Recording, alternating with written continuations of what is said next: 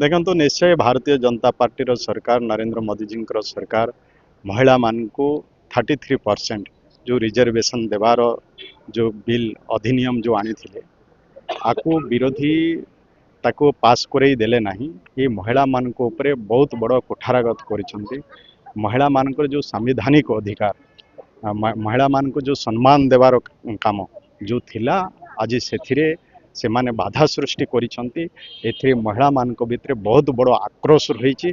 आज आपण माने समावेश माध्यम रे आपण माने देखुथिबे कि महिला मानकर ये केवल राजधानी रे नुह महिला माने आज समस्ते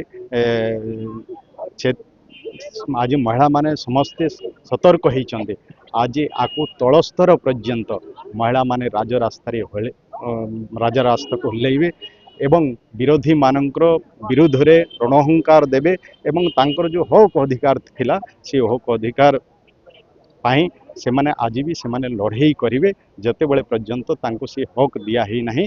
निश्चय आगामी दिन रे जो माने विरोधी अछंती आको विरोध करिसंती से माने निश्चय आगामी दिन रे आर दशा भोगिबे। सर पंचायत इलेक्शन आगु मध्ये अछि 2029 इलेक्शन मध्ये अछि निश्चित नारी माने यार जवाब देबे। निश्चय ये दीर्घ दिन रो महिला मानकर दाबी महिला मान केमती सशक्त हेबे महिला मान को संरक्षण दियाहब महिला मान भी आईन प्रस्तुत करेंगे तांकर ये जो संवैधानिक अधिकार जो देबा पाई सरकार जो योजना करथिले सेथिरे जो विरोधी जो तांकर अधिकार को जो पूर्ण करिसंती आरो जवाब निश्चय से माने पाइबे। 33% कोटा पाई मध्ये बीजेडी जो सरकार थिला से मध्ये कहथिले 33% कोटा दिया जाऊ वर्तमान ये असुविधा केवल सब समय रे महिला मान को ये माने धोखा देइचंती। महिला सपक्ष रे ये माने नथिले केवल महिला मान को ना रे भोट टीए नौथिले किंतु आज प्रकृत रे से मान को जदि के जदि प्रकृत अधिकार देबा पाई चाहिथिले से होचंती हमर यशस्वी प्रधानमंत्री नरेंद्र मोदी जी।